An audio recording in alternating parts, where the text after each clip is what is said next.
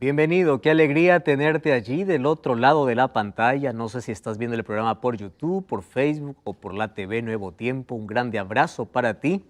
Bienvenido para poder estudiar una vez más el libro de Apocalipsis. Este es el estudio semanal de la Biblia. Biblia Fácil ya comenzó, llama a todos tus amigos. Yo quiero enviar un abrazo especial a aquellas personas que semanalmente nos escriben, aquellas personas que están solicitando también el curso bíblico. Sabes que hay un curso disponible llamado Biblia Fácil Apocalipsis. Allí aparece un número en pantalla donde tú puedes solicitar y ese curso puede llegar a tus manos. Así puedes complementar aquello que estás aprendiendo a través de la TV Nuevo Tiempo. Grande abrazo para ti, que Dios te bendiga. Gracias también por compartir con nosotros tu cariño, tu saludo, tus abrazos. Leemos cada mensaje que llega allí a las redes sociales. Nos encuentras allí como Biblia Fácil en Facebook. Y allí tú puedes colocar tu historia, tu testimonio. Hay gente que nos cuenta que está asistiendo a la iglesia, está comprendiendo más de Jesús, ya recibió un curso bíblico. Nos alegra siempre poder leer aquellas historias y estamos nosotros orando también por ustedes. Nos alegra ver aquellas vidas, aquellas personas que toman una decisión, juntamente con las personas que están aquí en esta temporada, toman una decisión para dar un paso firme en dirección a Cristo. Cuánto nos alegra. Si aún tú no has tomado la decisión, es hora de tomarla. Si ya tomaste la decisión y lo has guardado solo para ti, haznos conocer.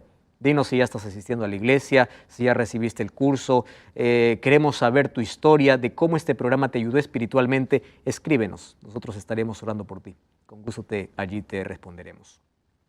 Bienvenido una vez más, ya comenzó Biblia Fácil, entonces toma tu Biblia. Yo estoy aquí con Biblia abierta. No solo yo, sino también aquí mis amigos que comparten esta 10ª temporada de Biblia Fácil. Estamos listos y al mismo tiempo curiosos porque hoy vamos a hablar sobre la segunda bestia de Apocalipsis 13. Apocalipsis capítulo 12 allí muestra el gran conflicto que existe entre los poderes, el poder de Dios y el poder del enemigo. El diablo está enfurecido contra el pueblo de Dios. En Apocalipsis 12 representado como una mujer. Luego dice que se enfurece contra un remanente. ¿Quién es el remanente? Aquel pueblo de Dios fiel y sincero que guarda los mandamientos de Dios y tiene el testimonio de Jesucristo. Ese pueblo, en el tiempo del fin, hoy está de manera invisible en todas las iglesias, pero llegará un momento en que se unirán y habrá solamente 2 grupos en este planeta. Llegará el tiempo de que no existirán más placas ni nombres de iglesias. Llegará el tiempo en que solamente existirán 2 grupos, los adoradores de Dios y los adoradores de la bestia. Hoy vamos a hablar acerca de este segundo poder. ¿Estás listo? Vamos a cerrar nuestros ojos, acompáñanos allí donde estás. Bestia en profecía, ¿qué representa? Poder, ¿correcto? El primer poder subió del mar, muchedumbre de gente. Entonces este poder salió de allá de Europa, ¿verdad? Cuando Roma imperial dejó de existir, allí vino la continuación de la Roma papal. Apocalipsis capítulo 13 nos habla de 2 poderes, del poder de Roma papal, especialmente actuando en el tiempo del fin. Sin embargo, nos llama la atención más aún, porque a partir del versículo 11 del capítulo 13, presenta allí Juan otra bestia. Él recibió allí en visión no solamente la bestia que sube del mar, sino una bestia que sube de la tierra. Vamos a leer entonces Apocalipsis capítulo 13, versículo 11. Apocalipsis 13, 11. Felipe, ¿puedes acompañarnos ahí en la lectura? Vamos a leer. Después vi otra bestia que subía de la tierra. Tenía 2 cuernos semejantes a los de un cordero, pero hablaba como un dragón. Wow, impresionante, ¿no? Nos impresiona desde que sale. Algunas cosas que nosotros tenemos que ver aquí. La primera sube del mar, ¿verdad? Esta bestia que sube del mar gana la admiración y gana la lealtad de todo el mundo y en un momento va a ser que todos puedan adorarlo. Hoy vemos cómo este poder, este sistema religioso está ganando la gracia y el cariño de todo el mundo, está uniendo a todo el mundo. Sin embargo, hay una segunda bestia, y allí Felipe leyó, es una bestia que sube de la tierra, no es del mar, ahora es de la tierra. Tenía 2 cuernos semejantes a la de un cordero, pero hablaba como dragón. ¿Qué cosa es lo que sorprende aquí? Primero, que sube de la tierra. ¿Recuerdan ustedes que en Apocalipsis capítulo 12 la tierra ayudó a la mujer? ¿Se acuerdan ustedes de esa expresión? Cuando decía que la tierra ayudó a la mujer, estaba hablando de los lugares desolados donde el pueblo de Dios huyó, lejos de las doctrinas y de las enseñanzas falsas que se tenía y también de la persecución de la Edad Media. Ahora, de la misma tierra, es decir, de lugares desolados, nace un poder.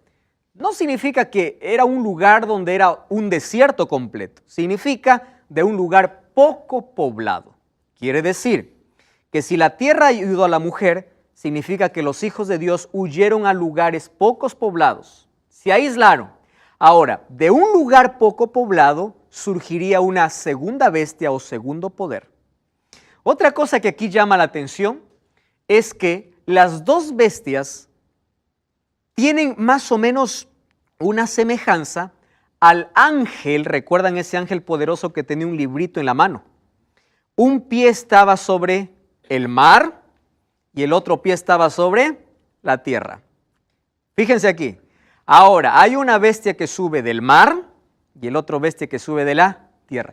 Cuando se habla mar y tierra, está hablando de la totalidad de la humanidad. Lugares muy poblados o poco poblados. Totalidad. ¿Correcto? Ahora, el alcance que tienen estos poderes entonces es mundial. Otra cosa que llama la atención es que tiene dos cuernos, ¿verdad? Y que es semejante a un cordero, pero habla como dragón. Cordero, ¿qué representa en la Biblia? ¿Quién es el cordero? Cristo. ¿Y quién es el dragón? El diablo. Es decir, este poder tiene una apariencia de cordero. ¿De dónde viene la palabra cristiano? De Cristo, ¿verdad? Entonces, tiene una apariencia cristiana, pero un momento va a quitarse esa careta cristiana, va a dejar de ser cordero o la imitación de un cordero y va a empezar a hablar como dragón, como es su verdadera naturaleza. Ahora, este es un poder entonces político que se va a unir a esta primera bestia. Ahora eso lo vamos a ver a continuación. Quiere decir que el diablo levanta un poder que sube del mar, que es Roma, ¿correcto? Roma papal.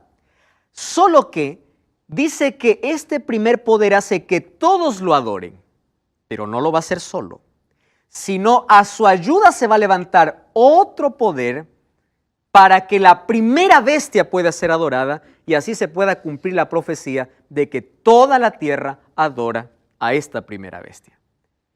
¿Cómo lo hará? Antes de decir cómo, primero tenemos que descubrir quién es ese primer poder.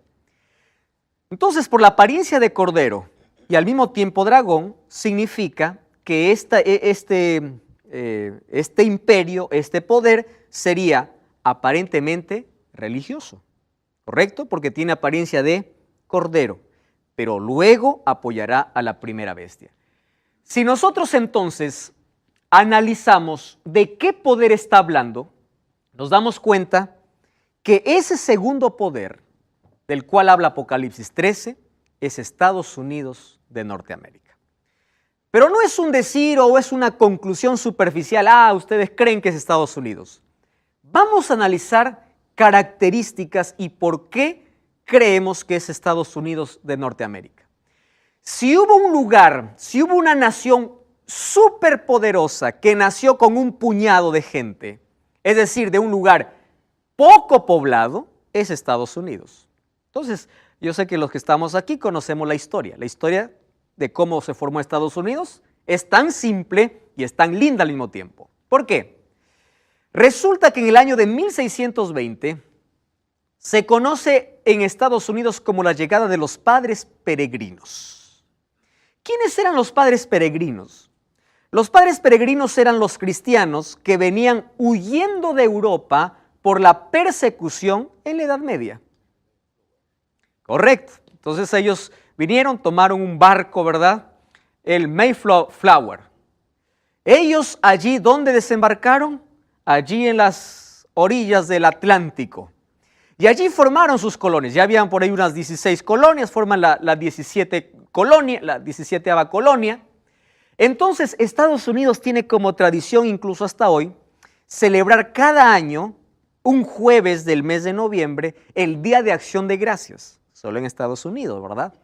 El Día de Acción de Gracias significa para Estados Unidos su historia, su verdadero nacimiento. ¿Por qué? Porque ellos recuerdan la llegada de los padres peregrinos, la llegada de estos hombres y mujeres que venían huyendo de la persecución papal. Allí en el Mayflower llegaron a orillas de, bueno, allí cruzaron el Atlántico y llegaron a lo que hoy conocemos como Estados Unidos. Estos padres peregrinos dijeron: llegamos a una tierra de libertad. Aquí no nos alcanza ese poder perseguidor, ¿verdad? Aquí se acabó, aquí tenemos libertad para adorar a Dios. Incluso hasta hoy hay una réplica, ¿verdad?, de ese barco, del Mayflower, allí en Estados Unidos. Ahora, es interesante que cuando ellos logran su independencia en el año de 1776, al formar su primera constitución, ellos se declararon un país netamente protestante, religioso protestante, ¿correcto? Ahora, ellos tienen hasta ahora, ¿verdad?, el estatus de la libertad, es un país de libertad, aquí no se prohíbe, aquí puede estar el origen, la sede de cualquier religión, aquí no hay prohibición para nadie, este es un país de libertad y también nació como un país religioso, un país protestante, es decir, tiene la apariencia ¿de qué? De un cordero. Ahora, fíjense aquí, en su constitución, su primera constitución, estaba bien clara el ideal, o estaba tan claro el ideal con la cual se formó los Estados Unidos. Y ellos decían: nosotros somos un país sin rey y una iglesia sin papa. ¿Por qué decían eso? Porque ellos venían huyendo. Ellos no querían saber nada con un reinado y nada con el papa. Absolutamente. Un país sin rey y una iglesia sin papa. Thomas Jefferson dijo lo siguiente, y ese es un discurso que se ha ido repitiendo por muchos años: desde que una persona tiene derecho a escoger su propia religión sin pagar el precio de la discriminación, ninguna prueba de religión será requerida como calificación para cualquier posición pública en los Estados Unidos. ¿Quién puede ser candidato en los Estados Unidos? ¿Se necesita que alguien tenga una religión? No. Cualquiera. De cualquier religión. ¿Por qué? Porque ellos tenían claro desde un comienzo: religión y política no están casados, señores. Tú puedes ser de cualquier religión y tú puedes ser un político. ¿Por qué? Porque son dos cosas totalmente separadas. Es por eso que tiene dos cuernos o dos poderes separados. Político a un lado, religioso a otro lado. Totalmente independiente. Entonces, ese discurso siempre se ha repetido. Lo interesante es que en el versículo 12 de Apocalipsis capítulo 13 dice lo siguiente: esta bestia ejerce toda la autoridad de la primera bestia. Y en presencia de ella hace que la tierra y sus habitantes adoren a la primera bestia, y una vez más repite, para que nadie se confunda, y dice: cuya herida mortal fue sanada. 1798. Herida mortal, curada. Ahora cada vez está no solamente curada, sino está deslumbrante, ¿verdad?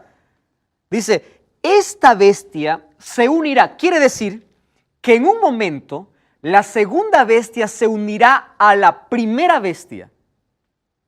¿Pero para qué se unirá? Para que toda la tierra pueda adorar. Su intención no es ser adorado a la segunda bestia, su intención es que toda la tierra pueda adorar ¿a quién? A la primera bestia.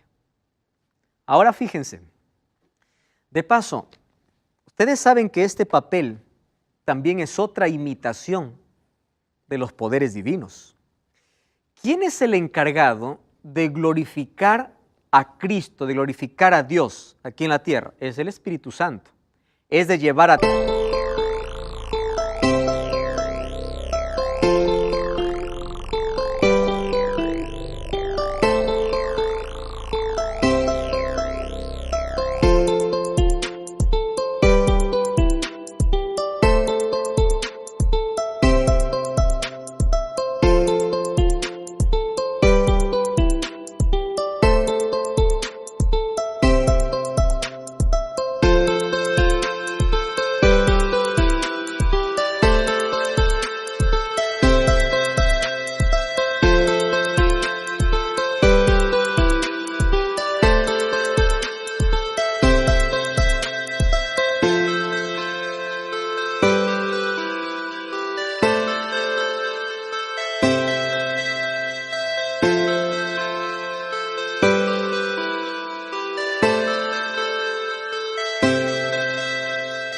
todas las personas que puedan adorar ¿a quién?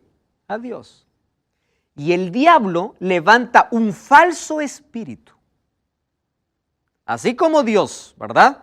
A través del Espíritu Santo lleva a las personas a adorar a Dios, el diablo también levanta una falsa Trinidad. Luego vamos a ver, la palabra Trinidad no aparece en la Biblia, ¿verdad?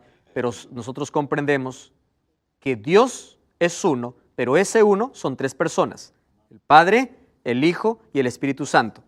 Ahora el diablo va a levantar, ojo, falsa Trinidad, el dragón, la primera bestia y la segunda bestia.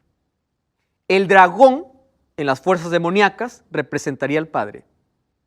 La primera bestia, Roma, representaría al Hijo. ¿Recuerdan que Roma, el Papa quiere ser o dice que es Cristo? Representaría al Hijo.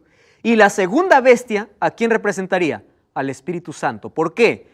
Porque así como el Espíritu Santo lleva a las personas a adorar a Dios, la segunda bestia lleva a las personas a adorar a la primera bestia. Una falsificación completa. El diablo es tan astuto, es por eso que puede engañar tan fácilmente, porque puede tomar las cosas divinas y puede allí deteriorarlas y hacerlas a su gusto para robarse la adoración. Muy bien, estos dos poderes un día se unirán. Hoy no solamente se dan la mano, en un momento se van a abrazar y juntos van a lograr un objetivo totalmente diabólico. Quien está detrás de todo esto es el dragón, recuerden. El dragón es quien da poder a estas bestias. El 24 de febrero del año de 1992 apareció en la revista Time, que no es una revista cristiana, por supuesto. La revista Time, la portada de su revista apareció ese título enorme que decía Santa Alianza, 1992. Santa Alianza. ¿De qué hablaba esta Santa Alianza? De una relación diplomática entre los Estados Unidos y la Casa Blanca. Solo que para que llegue este año hubieron muchas tentativas ya en el pasado, muchas. Por ejemplo, en el año de 1950 hubo una tentativa para poder unirse diplomáticamente o para poder tener conversaciones diplomáticas. Antes del año de 1992, 1980 atrás, no habían conversaciones diplomáticas entre ellos. Ahora fíjense, en el año de 1950 cuando dijeron, pero bueno, eso ya quedó en el pasado, nosotros ahora somos una nación libre, el Papa ya no tiene el mismo poder, vamos a hacer una tentativa de una conversación diplomática o de poder unirnos políticamente. El Senado de Estados Unidos rechazó por completo y dijo, ¿qué cosa? Nosotros no nos olvidamos que nuestros primeros, los padres que formaron Estados Unidos vinieron huyendo del Papa, ahora quieren que nosotros nos podamos unir. Sin embargo, el tiempo pasó y en el año de 1984, ojo, 1984, iniciaron aquellas conversaciones. Este año es importante porque el primer embajador de Estados Unidos a ser enviado al Vaticano fue William Wilson. Entonces, desde allí empezó una cercanía entre estos dos superpoderes sobre la tierra. Uno, un poder político y religioso, pero más conocido religioso, y el otro poder político como una potencia mundial o como un superpoder sobre la tierra. Dos poderes que en un momento se van a unir. ¿Cómo lo harán? Miren lo que dice Apocalipsis capítulo 13, versículo 14. Esto es impresionante. Apocalipsis capítulo 13, versículo 14, dice así: engaña a los habitantes de la tierra con las cuales o con las señales que se le ha permitido hacer en presencia de la bestia, diciendo a los habitantes de la tierra que le hagan una imagen a la bestia, y nuevamente se repite. ¿Qué se repite? La bestia que fue herida, ¿y qué dice? Y revivió. Como para tener la certeza absoluta, certeza completa, de que no se trata de otro poder, es del mismo poder de la primera bestia, Apocalipsis capítulo 13, versículo 1 en adelante. Dice, ahora hace señales y hace que todos los habitantes de la tierra le hagan una imagen. ¿De dónde viene esta expresión? ¿Recuerdan ustedes el capítulo 3 de Daniel? Cuando Nabucodonosor levanta una estatua. Es una historia muy conocida en el capítulo 3. En el capítulo 2, Nabucodonosor tiene un sueño, y el sueño es que hay una estatua, cabeza de oro, pechos y brazos de plata, vientre de bronce, piernas de hierro, pies hierro con barro cocido. Y al final del sueño aparece una piedra, y esta piedra viene y destruye toda la estatua. ¿Qué cosa representaba esa piedra? El regreso de Jesús, el mayor imperio. Todos los imperios humanos van a pasar. Solo que Nabucodonosor primero comprendió y luego dijo, no, yo quiero que mi imperio nunca pase. En el capítulo 3, después de algunos años, él levantó una estatua con una diferencia. Lo hizo toda de oro, desde la cabeza hasta los pies. Una manera de decir, mi imperio nunca va a terminar, ¿no? A veces cuando el ser humano quiere ir en contra de los planes de Dios, hace cosas ridículas incluso. Él levanta una estatua y él manda que todos puedan venir. Allí coloca instrumentos, coloca músicos y dice, al son de la trompeta, todos se van a arrodillar ante la estatua.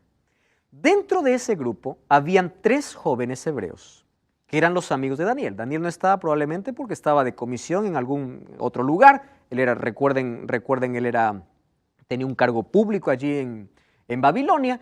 Y estaban los 3 amigos de Daniel, Sadrac, Mesac y Abednego. Cuando todos se arrodillaron, 3 no lo hicieron. ¿Cuál era la sentencia? Si ustedes no se arrodillan, ustedes van a parar ¿dónde? En el horno de fuego. Correcto. La historia nosotros sabemos, no se arrodillaron, por más que fueron amenazados, porque una persona que es fiel, ¿verdad?, no se rinde ante ninguna tempestad, demuestra su fidelidad aun cuando pase por el horno de fuego. Y Dios los libró del horno de fuego.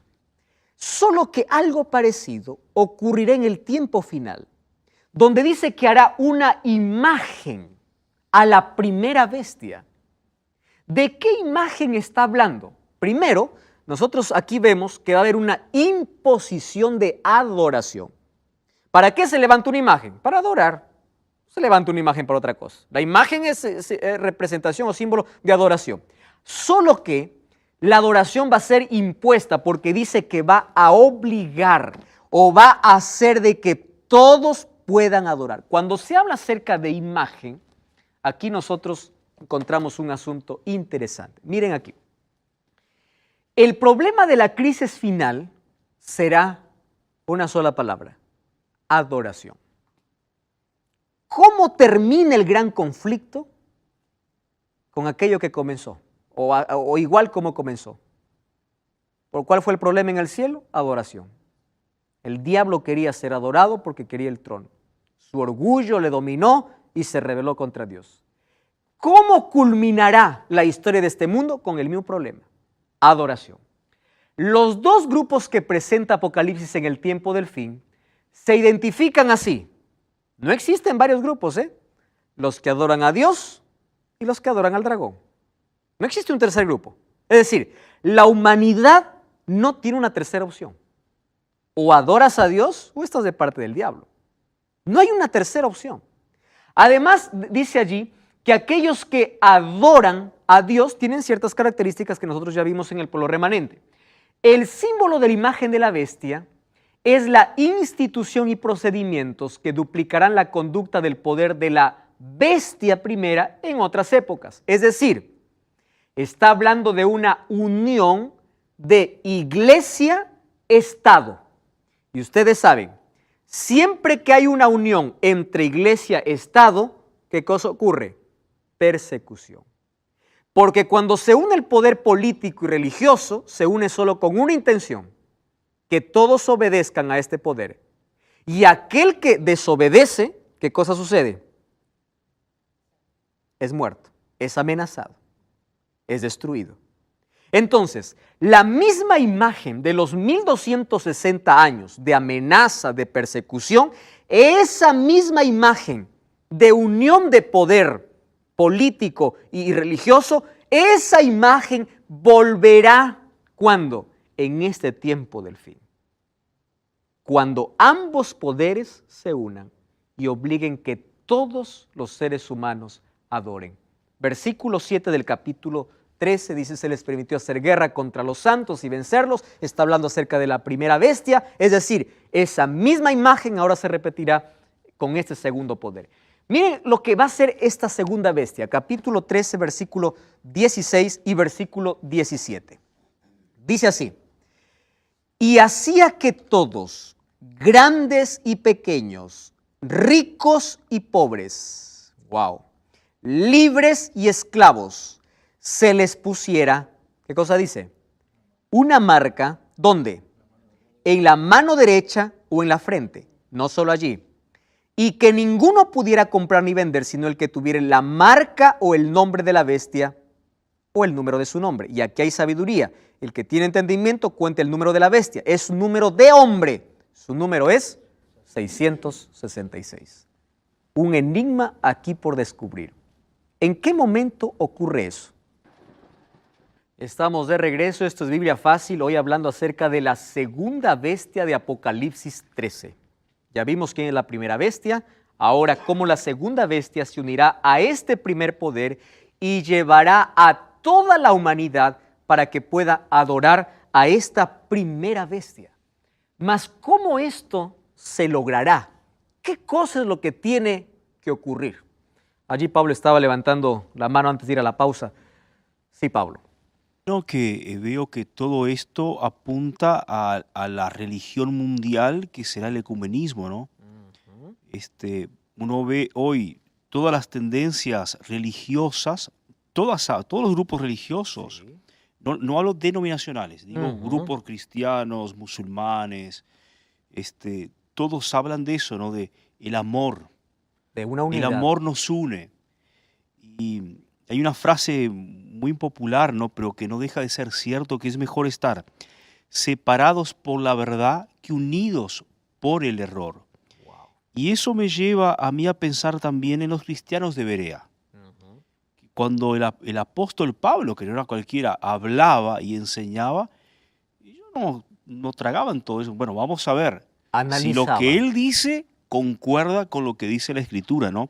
Y yo creo que en este tiempo lo que nos puede mantener con las luces alertas y atentos es la Escritura, es la palabra de Dios. Porque otra cuestión es las señales.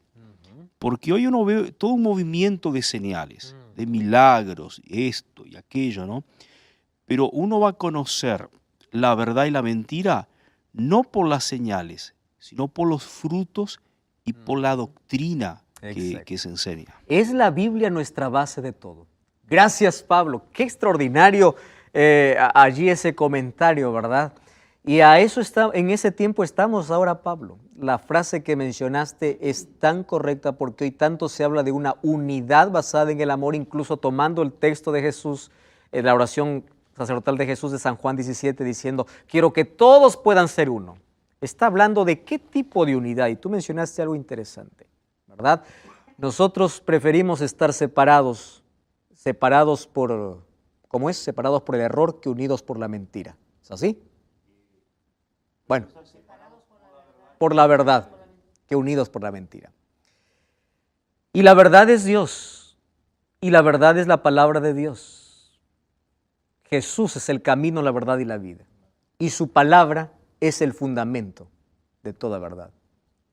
Es mejor estar separados por la verdad que unidos por la mentira.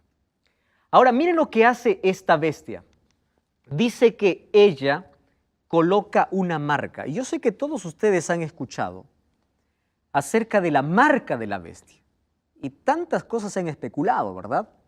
Hoy en día veo que gente publica y dice la marca de la bestia va a venir a través de un chip, la marca de la bestia viene en los productos, va a venir a través de un código. La Biblia no revela exactamente cómo, pero sí nos da las características de en qué consiste esa marca. Lo que la Biblia no revela solo son especulaciones. Ahora, fíjense aquí. Cuando dice que va a poner una marca, presten atención, en la frente y en la mano, esto es simbólico, ¿verdad? Frente es símbolo de sabiduría, conocimiento, decisiones, pensamiento. Mano es símbolo de trabajo. Solo que presten atención aquí. Ustedes saben que la marca en la mano o en la frente es una alusión de lo que en el libro de Deuteronomio ya se decía, que venía de parte de Dios para su pueblo.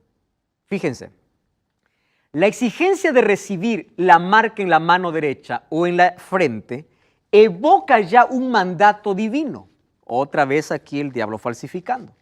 Vamos a leer lo que dice Deuteronomio capítulo 6, versículo 8.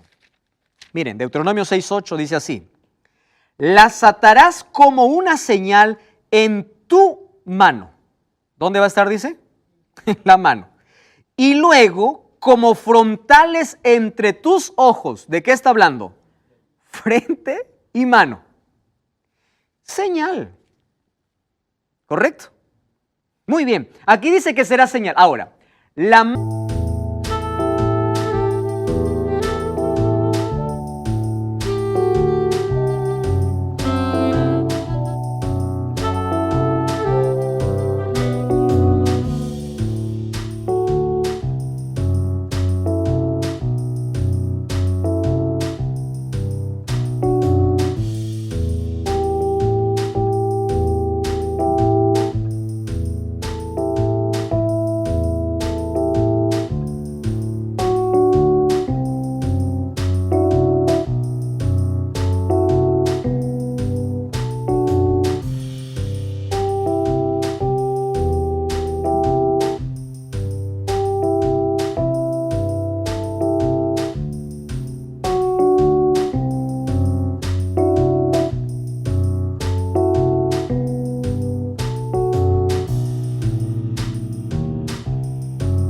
marca en la mano y en la frente, ¿qué cosa era? Las leyes de Dios. Porque ustedes lean todo el capítulo 6, cuando Dios habla para Israel, dice: oh Israel, Jehová nuestro Dios, Jehová uno es, amarás a Jehová tu Dios de todo corazón, de toda tu alma. Las palabras que te mando hoy estarán en tu corazón, las repetirás a tus hijos, las hablarás estando en tu casa, etcétera, etcétera. ¿Qué cosa tenían que repetir? La Torá, la ley, la instrucción, la ley divina. Eso tendría que estar ¿dónde? En su frente, y dice: la atarás ¿a dónde? A tu mano. Ahora, ellos consideraban amar a Dios de todo corazón, con todo el alma y con todas las fuerzas. ¿A qué se refería? A tener las instrucciones de Dios ¿dónde? En su mente. No en algo escrito, en la cabeza. Eso representaba para el pueblo de Israel entonces amar a Dios con todo el corazón. Corazón representa el pensamiento, ¿verdad? En la Biblia, el cerebro, donde se generan las decisiones, etcétera, etcétera. Allí es donde sería guardada la ley de Dios, la instrucción de Dios. Muy bien. La exigencia de la bestia entonces es tener la marca en la mano, en la frente. ¿Qué cosa representaría aquí? La antítesis de los mandamientos de Dios. Es decir, el cambio de obediencia a la bestia en lugar de obedecer a Dios. Dios quiere colocar su ley y su palabra y su instrucción en la mente. El diablo dice: no, yo voy a colocar mi marca en la mente. Y aquí hace alusión a lo que dice Deuteronomio capítulo 6. Mano y frente. Mano, símbolo de trabajo, frente, símbolo de conocimiento. La verdad probatoria entonces para el mundo en la crisis final está centrada en un asunto de adoración apropiada. El asunto es adoración. Los sellados adoradores de Dios, en Apocalipsis 14:12, ¿qué cosa dice? Aquí está la paciencia de los santos. Los que guardan los mandamientos de Dios son los que guardan los mandamientos de Dios. Es decir, presten atención aquí, en la crisis final, los mandamientos de Dios surgirían como una norma de lealtad. No estoy hablando de salvación, porque el pueblo de Dios siempre se salvó por gracia. Sin embargo, cuando hablamos de adoración, estamos hablando de una evidencia externa. Entonces, la norma de lealtad que tiene que ver estrechamente con adoración, ¿con qué tiene que ver? Con la ley de Dios, con los mandamientos, allí basado en Deuteronomio capítulo 6, versículo 8. Entonces dice que aquellos que no tengan la marca, ¿qué cosa es lo que no pueden hacer? No pueden ni comprar ni vender a menos que no tengan la marca allí. Ahora, es interesante, si existe un sello de Dios, que es su ley completa, y nosotros ya vimos cuando hablamos de sello, de que hay un mandamiento que dice específicamente cuál es su sello, y es el día sábado. ¿Cuál sería lo contrario a ese sello?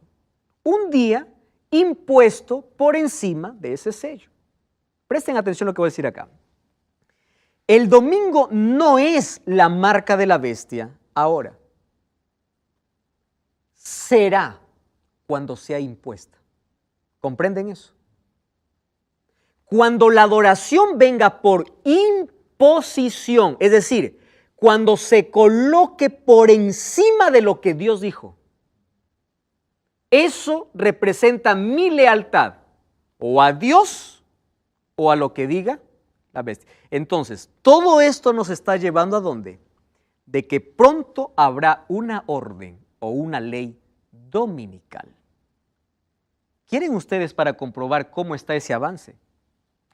Tengo aquí en mis manos un libro llamado Laudato Si. Quien escribe este libro es el Papa Francisco. No es un libro muy antiguo, es un libro nuevo. Y aquí en este libro, el Papa Francisco propone, wow, qué cosas interesantes. Préstenme atención aquí. ¿Qué cosa propone? El cuidado de la casa común, el cuidado del medio ambiente. ¿De qué manera? Aquí dice, guardando un día, dejando de contaminar el ambiente un día. Presenta el domingo no como día de adoración, lo presenta como un día de preservación para el planeta. Y en un momento de la historia, que es el nuestro, donde se habla tanto del cuidado del medio ambiente, de ecología, esta es la propuesta del Papa Francisco, que todos puedan dejar de trabajar el domingo. Todos. ¿Acaso Dios ya nos separó un día? Ahora, fíjense, el otro material que yo les mostré fue escrito allí por el Papa Juan Pablo II, ¿verdad? Ahora, este es escrito por el Papa Francisco. Los dos hablan acerca del domingo. El primero como una base, diciendo que guardamos el domingo por la resurrección de Cristo, y el segundo diciendo, necesitamos guardar todos. ¿Por qué motivo? Para preservar el medio ambiente. Quiere decir, ustedes saben que esto ya está siendo estudiado en diferentes países. Y en algunos países, incluso aquí de Sudamérica, ya hay incluso leyes locales donde está totalmente prohibido poder comprar, poder vender, poder negociar el día domingo. ¿A qué cosa estamos llegando? A una pronta ley dominical. Y en esa ley dominical, cuando sea impuesta una adoración por encima de aquel que Dios colocó, entonces se convierte ¿en qué? En marca. Conocimiento. Frente. ¿Qué más? Trabajo. No puedes comprar y no puedes vender. Es decir, esto es un asunto tan serio que el versículo 15 dice, se le permitió infundir aliento a la imagen de la bestia para que esa imagen o para que la imagen hablase e hiciese matar a todo aquel que no le adorase. ¿De qué estamos hablando? De una imposición de adoración. ¿Acaso eso no es lo que hizo Nabucodonosor? ¿Acaso es lo que no, eso es lo que hizo, no es lo que hizo el Papa en la Edad Media, en los 1260 años? Imposición de normas, de dogmas y de tradiciones. Ahora, aquel que no hace eso, entonces fue dado poder ¿para qué? Para que pueda ser muerto. Entonces nosotros encontramos desde hace algún buen tiempo cómo las conversaciones han ido de menos para más, ¿verdad? Y cada vez nosotros encontramos una cercanía extraordinaria, diversas negociaciones y diversas conversaciones. No nos interesa saber las conversaciones secretas. Lo que sabemos es que la profecía dice que un día estos dos poderes se unirán. Entonces, cuando se unan estos dos poderes, ellos impondrán una adoración falsa. Ahora, los mandamientos de Dios no son señal o no son la causa de la salvación. Serán señal de lealtad y de obediencia. Aquello que dividirá a estos dos grupos. Ahora el versículo 18 dice, aquí hay sabiduría y el que tiene entendimiento cuente el número. Bestia es poder, pues su número es de hombre. ¿Qué día fue creado el hombre? Sexto día. El 6 es un número de hombre. Casi 7. No alcanza el ideal divino. Casi 7. Y cuando se repite 3 veces 6, aquí hace alusión a muchas cosas. ¿Cuántas veces se dice santo, santo, santo? 3. Santo, santo, santo. Existe Padre, Hijo y Espíritu Santo. Ahora el diablo, usando el número, no el diablo, la bestia usando el número de desobediencia, o aquí simbólicamente se usa el número de desobediencia, repitiendo el doble. Miren esta arrogancia o esta imposición, o miren aquí esta manera de poder sobreexaltarse sobre los planes divinos. 6, 6, 6. Y este 666 vino del sistema sexagesimal que heredamos todos nosotros de Roma. Allí, por ejemplo, cuando Babilonia quería contar al dios más pequeño, lo contaba con el número 6. Cuando Roma quería contar a sus dioses locales, era con el número 60. Y cuando quería contar la totalidad, era 600.